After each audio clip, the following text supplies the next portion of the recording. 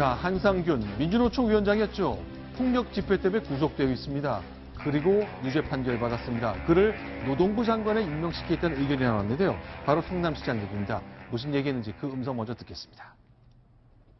노동부 장관은 노동자들을 보호할 의지와 철학을 가진 사람을 하면 좋겠다는 생각을 했고, 그중에 상징적인 인물로 제가 한번 지적해 본 거죠. 범죄 행위로 기소돼서 재판받는 건 분명합니다만 과도하게 좀 취급받은 측면이 있다고 보는 게 하나 있습니다. 한번 죄를 지었으니까 영원히 공직에 취임하면 안 된다. 그건 좀 지나친 것 같아요.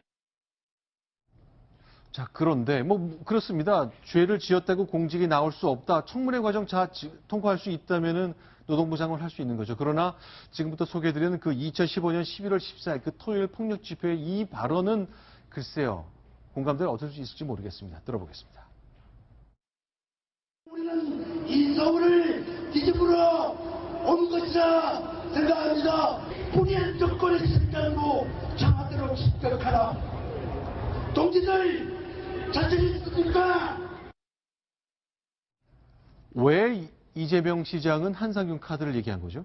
네, 일단 한번 죄를 지었으니 영원히 공직에 취임해서는 안 된다. 이런 얘기는 또 여기에 대해서 좀 너무 과도한 건 아니냐 이렇게 선을 그었는데, 일단은 이 시장 같은 경우에는 지금 민주당 경선이 시작되고 있고 선거인단을 모집하고 있는 과정입니다. 이런 가운데 좀 이재명 시장이 민주노총의 지지를 이끌어내기 위한 목적이 아니냐 이런 관측이 나오고 있습니다. 이재명 시장 같은 경우에는 보시는 것처럼 지금 그동안 원래 촛불 전국에서는 박근혜 대통령을 탄핵하라, 구속하라 이런 선명한 이슈들로 지지율이 굉장히 올라갔었습니다. 그래서 그렇죠. 2위까지 올라갔었거든요. 그런데 최근에는 좀처럼 이런 선명한 이슈를 내지 못하고 지지율이 지금 보시는 것처럼요. 지금 보시면 지금 13일부터 15일까지 조사한 거에 따르면 지금 이재명 시장이 2위였었는데 어느덧 지금 5위를 기록하고 있습니다. 그러니까 지금 3위권 안에 들지도 못할 뿐더러 이 당내에서도 2위 다툼이 아니라 3위 다툼을 지금 하고 있는 상황이거든요. 네. 그리고 보시는 것처럼 이재명 시장 결국 지지율이 한 자릿수로 내려앉아서 7%가 된 상황이기 때문에 뭔가 선명함을 더 이끌어낼 수 있는 강력한 메시지를 던져야 했는데 그 메시지가 바로 이 한상균 위원장을 장관에 임명하겠다 이런 이슈였던 것 같습니다. 안희정 충남지사가 중도로 주목을 받는 그 시점에 이재명 시장은 당내 경선을 목적으로 더 선명하게, 더 진보적으로 이렇게 얘기하는 메시지를 내놓고 있다는 뜻이겠군요. 자, 그러면요. 여러 가지 일들이 있습니다만 이제 문재인 대표 관련해서 이제 안보 관련 이슈가 김정남 독살 이후 미국의 미사일 발사 이후 다양한 얘기가 나오는데 제발 좀 문재인 대표는 정치적으로 이 안보를 이용하지 말자고 얘기를 꺼냈습니다. 그 장면 들어보겠습니다. 안보에 관한 문제를 정치적인 목적에 그렇게 이용하는 그것은 또 우리가 하지 말아야 될 우리 안보 적폐라고 생각합니다. 혹시라도 정치인들이 정치적인 목적으로 국민 불안을 가중시키는 그런 일은 없기를 바랍니다.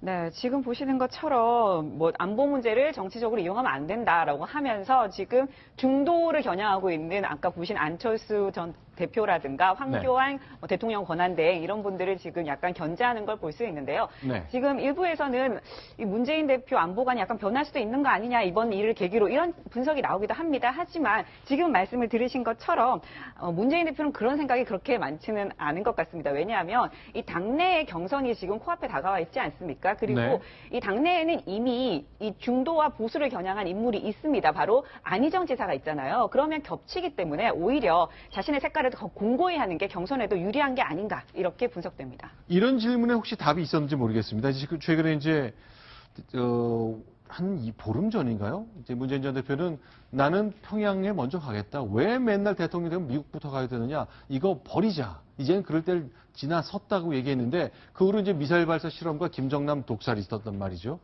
만약 기자들이 지금도 아직도 북한에 평양에서 먼저 가는 것이 더 중요하다고 생각하시냐라고 묻는다면 답을 할 만한 어떻습니까? 옆에서 관찰한 기자들의 생각은 어떨까요?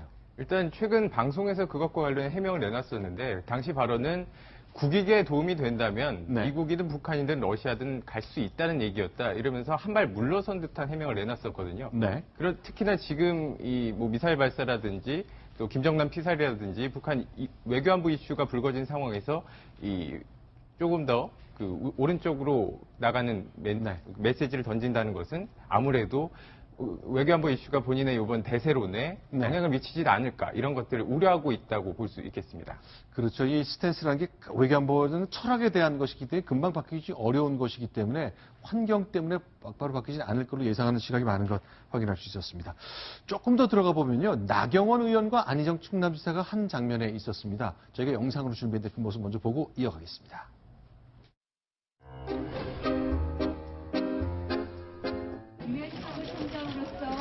핸드폰을 정말 성공적으로 마치고 이렇게 저희 동네로 돌아오셨습니다. 우리 큰 박수로 한번 환영의 박수를 보내주시면 어떨까요? 국가 통합을 이루려 했던 순수한 뜻을 접겠다는 결정을 했습니다.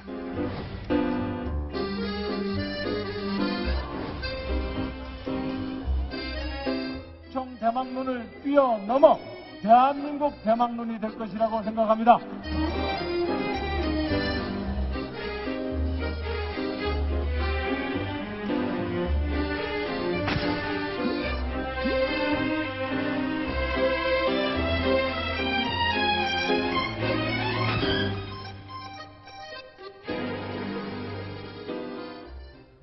나경원 의원이 충청 향후에 참석했는데 무슨 연고가 있는 겁니까? 일단 명분이 아예 없지는 않다고 합니다. 나경원 의원의 부친의 고향이 이 충북 영동이라고 해요. 네. 그래서 뭐 명분이 아예 없는 건 아니고 또 이번 행사가 안희정 지사만 참석한 것이 아니라 뭐 자유한국당의 대선 주자인 이인재 전 최고위원이라든지 또 안상수 의원 등도 참석을 했고 정운찬 전 총리도 있었다고 합니다. 그럼 네. 행사에 참석할 명분이 있었는데 문제는 최근 들어서 이 반 전 총장 옆에서 이렇게 사진을 찍었다든지 또 네. 남경필 지사 옆에서 사진을 찍었다든지 이번엔 안희정 지사 옆에서 사진을 찍었다든지 이 사람 저 사람 옆에서 사진을 찍는 모습들이 쌓이고 있다는 점이 좀 문제일 텐데요. 그런데 그게 문제가 됩니까? 그만큼 나경원 의원이 지금 정치적 입지가 좁아졌다는 걸 이렇게 반증하는 것이 아니냐 네. 이런 관측들이 나오고 있기 때문입니다. 일단 네. 그 반기문 전 총장이 불출마를 선언하면서 본인의 입지가 굉장히 좁아진 상태고요. 그리고 또 바른정당 탈당 행에 참여하지 않으면서 바른정당으로부터 정치적 신의가 없는 사람이다 이렇게 비판을 받고 있는 상황이거든요. 알겠습니다. 자, 지금까지 10가지 소식 모두 정리해봤습니다.